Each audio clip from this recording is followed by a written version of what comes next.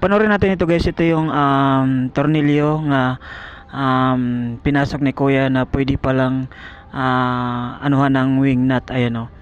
So ito yung idea niya pang pang hugot ng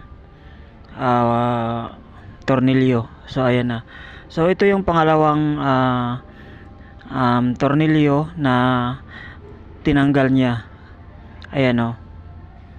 So ito yung idea niya para tanggalin yung tornilyo.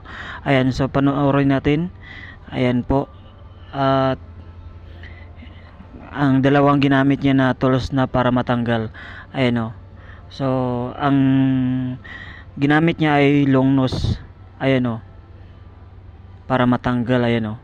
Ayan o. So ayan na yun guys. Ang galing o.